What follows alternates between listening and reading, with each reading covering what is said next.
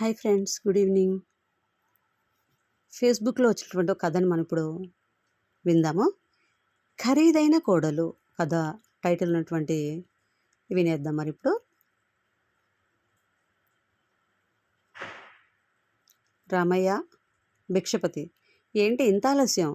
నువ్వు పెళ్లి చూపులకి ఇంత ఆలస్యం చేస్తే ఇంకా మా అబ్బాయి పెళ్ళి ఎప్పుడు చేస్తావు అన్నాడు నారాయణ పెళ్ళిళ్ళ పేరయ్యని. నా స్కూటరు ప్రాబ్లం అండి. సరే కానీ 5గురు వెళ్తే బాగుంటుందని చెప్పాను కదా. మీరు, మీ శ్రీమతి, మీ అబ్బాయి, నేను, మరి మీ స్నేహితుడు శ్రీనివాస్ ఎక్కడా రాలేదే అన్నాడు పెళ్ళిళ్ళ పేరయ్య భిక్షపతి. మా వాడికి ఆరోగ్యం బాలేదని వాడి కొడుకుతో పాటు ఆసుపత్రి చుట్టూ టెస్టులు అంటూ తిరుగుతున్నాడు. అందులోనూ ఆడదిక్కులేని సంసారం. వాడికి పెళ్ళిటికి వచ్చిన కొడుకున్నాడు, వాడి కోసం కూడా తిరుగుతున్నాడు. మళ్ళీ మా కోసం కూడా వాడిని ఇబ్బంది పెట్టడం దేనికని నేనే అడగలేదు. నలుగురైతే ఏమైందిలే, పద పద అంటూ అమ్మాయి వాళ్ళ ఇంటికి వెళ్ళారు నారాయణ కుటుంబం. అమ్మాయి చూడ చక్కగా కళ్ళగా బాగుంది. ఏమండి, ఆ అమ్మాయి బాగుందండి అన్నది నారాయణ భార్య. నువ్వు ఉండు, పూర్తిగా తెలుసుకోకుండా నచ్చిందని ఎగరకు అన్నాడు నారాయణ గొణుగుతూ. భిక్షపతి అమ్మాయి పేరు శిరీష అంటూ ఇరు కుటుంబాలకి ఒకరి గురించి ఒకరిని పరిచయం చేశాడు.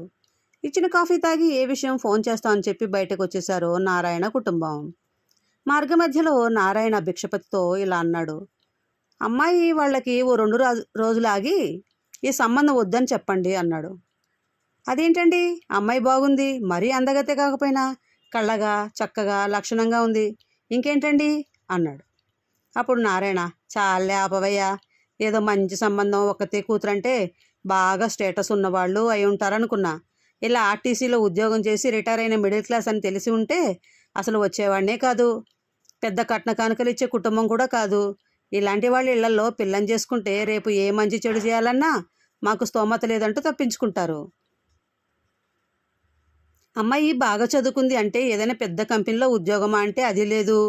ఉద్యోగం చేయకుండా ఇంట్లో కూర్చుని తినడానికి ఎంత చదివితే ఎందుకండి? అంటే మాకేదో కోడలు సంపాదిస్తే కానీ ఇల్లు గడవదని కాదు. కానీ మా చుట్టాల్లో కోడళ్ళందరూ పెద్ద పెద్ద కంపెనీల్లో గవర్నమెంట్ ఉద్యోగాలు చేస్తూ మంచి స్టేటస్లో ఉన్నారు.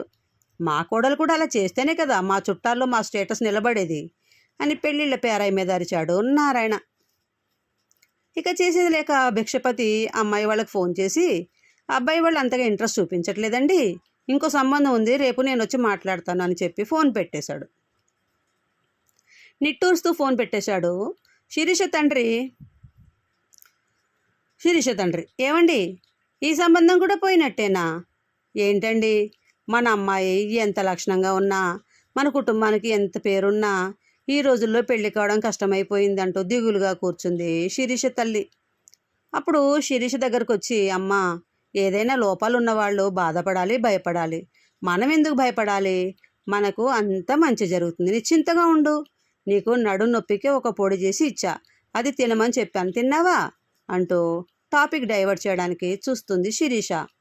సరే నాన్న, మీరు కూడా ఈ కషాయం తాగండి, మీరు ఆరోగ్యంగా ఉంటేనే కదా నా బాగోగులు చూడగలరు అంటూ మాట్లాడుతుండగా శిరీష మావయ్య రఘు వచ్చాడు. రామావయ్య, ఏంటి సడన్గా ఇలా వచ్చారు అంటూ పలకరిస్తూ నీళ్లు తేవడానికి లోపలికి వెళ్ళింది శిరీష. వచ్చి రాగానే, బావ, మన శిరీషకి ఒక మంచి సంబంధం తెచ్చాను, దాని గురించే మాట్లాడమని వచ్చాను అని అబ్బాయి వివరాలు చెప్పుకొచ్చాడు. అబ్బాయి మన పక్క ఊరిలో ఉన్న కాలేజీలో లెక్చరరు, ఒక్కడే కొడుకు. పాపం తల్లి కూడా కిందటేడాది చనిపోయింది. ఇప్పుడు అబ్బాయి తండ్రికి కూడా ఒంట్లో బాగోట్లేదు, అందుకే కొడుక్కి తొందరగా పెళ్లి చేయాలి అని అనుకుంటున్నాడు అని చెప్పుకొచ్చాడు. కానీ ఒకటే సమస్య, మీరు అది పట్టించుకోకపోతే ఇబ్బంది ఏమీ లేదు అన్నాడు. అదేంటి అంటే, అబ్బాయి వాళ్ళు మన కులం కాదు, కానీ వాళ్ళకి కులం పట్టింపు లేదు. అబ్బాయి తండ్రి చాలా గొప్పవాడు అని చెప్పుకొచ్చాడు. కొంచెం ఆలోచించి, నాకు మాత్రం మొదటి నుండి ఈ పట్టింపు ఉందా ఏంటి? వాళ్ళకి లేకపోతే మరీ మంచిది. మరి అమ్మాయి వివరాలు వాళ్ళకి చెప్పావా అని అడిగాడు శిరీష తండ్రి. నేను వివరాలన్నీ కనుక్కున్నా, మన శిరీష ఫోటో ఫోన్లో ఉందిగా, చూపించా. కళ్యాణం వచ్చినా కక్కొచ్చినా ఆగదన్నట్టు అబ్బాయి వాళ్ళు రావడం, శిరీష నచ్చడం, పెళ్లి కుదరడం అన్ని వారంలో అయిపోయాయి. పెళ్లిలో తెలిసింది, శిరీషను చూసి వెళ్ళిన నారాయణ స్నేహితుడు శ్రీనివాసే శిరీషని కోడలుగా చేసుకుంటున్నాడు అని. భగవంతుడి దయ వల్ల శిరీషకి శ్రీనివాస్ కొడుకు గోపాల్కి పెళ్ళైపోయింది. శిరీష కొత్త కోడలిగా మెట్టినింటి అడుగుపెట్టింది. బంధువులందరితో కలివిడిగా మాట్లాడుతూ ఇంట్లో గలగలా తిరుగుతూ పనులు చేస్తూ చాలా సంతోషంగా ఉంది శిరీష. తన ఆరోగ్యం గురించి అప్పుడే కొత్త కోడలికి చెప్పి బాధ పెట్టడం ఇష్టం లేక కొడుకుతో శిరీషకి ఏమీ చెప్పొద్దన్నాడు శ్రీనివాసు. కొన్ని నెలలు గడిచాయి. శ్రీనివాస్ ఆరోగ్యం మరింత క్షీణించసాగింది. అందరూ శ్రీనివాస్ని ఏదో చివరి చూపు చూడడానికి వచ్చినట్టుగా చూడటం, పలకరించడం మొదలుపెట్టారు. కొత్త కోడలు శిరీషకి ఇది ఏమాత్రం నచ్చలేదు. మనిషి చనిపోయేట్టు అందరూ ఇలా మాట్లాడడం భరించలేకపోయింది. భర్తని గట్టిగా అడిగేసరికి అసలు విషయం చెప్పాడు గోపాల్. నాన్న లివర్కి క్యాన్సరు మొదటి దశలోనే ఉంది, కానీ అమ్మ కూడా ఇలాగే క్యాన్సర్ వల్ల చనిపోవడంతో దిగులు పడుతూ ఉన్నాడు అని చెప్పాడు. మామగారికి మొదట మానసికంగా ధైర్యం కలిగించడం ముఖ్యమని శిరీషకు అర్థమైంది. తనకు తెలిసిన ఆయుర్వేద వైద్యుని సంప్రదించింది. ఆయన సలహాలు సూచనల మేరకు సొంతంగా మామగారికి ఆయుర్వేద చికిత్స చేయడం ప్రారంభించింది. ఏమాత్రం చిరాకు పడకుండా ఒక చంటి పిల్లాడికి చేసినట్టు మామగారికి సేవలు చేసింది. పళ్ళ రసాలు, మందులు టైంకి ఇస్తూ, మంచి ఆహారం ఇస్తూ మామగారిని కంటికి రెప్పలా కాపాడుకొచ్చింది. చదువుకున్న అమ్మాయి కావడంతో హాస్పిటల్ తీసుకెళ్లడం, టెస్టులు చేయించడం అన్నీ తానే దగ్గరుండి చూసుకుంది. 3 నెలల్లో శ్రీనివాస్ నెమ్మదిగా కోలుకోవడం ప్రారంభించాడు. డాక్టర్ రిపోర్ట్స్ కూడా చూసి షాక్ అయ్యారు. క్యాన్సర్ నయం అవుతుందని, ఆయన మానసికంగా చాలా దృఢంగా ఉన్నారని చెప్పారు. చూస్తూ ఉండగానే సంవత్సరంలో శ్రీనివాస్ ఆరోగ్యం కుదుటపడింది. ఇదే సందర్భంలో శిరీష గర్భవతి కావడంతో శ్రీమంతం ఏర్పాట్లు చేశారు. శ్రీమంతానికి శ్రీనివాస స్నేహితుడు నారాయణ కూడా వచ్చాడు.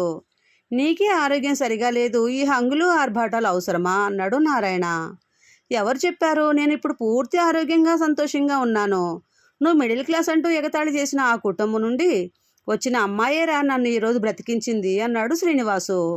కోడలంటే సంపాదించేది, డబ్బు తెచ్చేది, పెద్ద కుటుంబం నుంచి వచ్చేది కాదురా. చూడాల్సింది అమ్మాయి గుణగణాలు, ఆ కుటుంబం నేర్పిన సంస్కారం.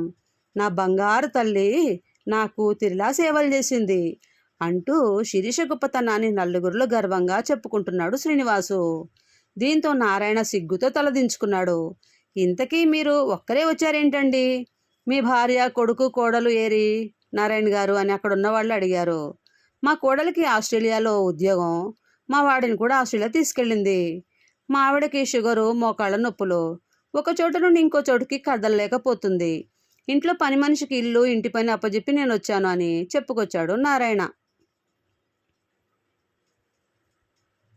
గమనిక ఫ్రెండ్స్, ఇది కథ కాదు, నిజంగా జరిగింది. ఈ రోజుల్లో ఇలాంటి మంచి మనుషులు కూడా ఉన్నారు అని చెప్పడానికే పేర్లు మార్చి స్టోరీగా రాసి మీతో పంచుకుంటున్నాం. ఎవరిని కించపరచడానికి ఇది మీతో పంచుకోవట్లేదు. చెడు విషయాల మీద గంటలు గంటలు చర్చలు జరపడం కన్నా ఒక మంచి విషయాన్ని 10 మందితో పంచుకోవడం ఉత్తమం అనిపించింది. తప్పులుంటే మన్నించండి అని చెప్పి ఈ కథని మనకి అందించారు. ఓకేనా ఫ్రెండ్స్? నచ్చిందా? మరి మీకు నచ్చితే లైక్ చేయండి, షేర్ చేయండి, నా ఛానల్ సబ్స్క్రైబ్ చేసుకోండి ఫ్రెండ్స్. బాయ్. కరుణ సిరిమణి.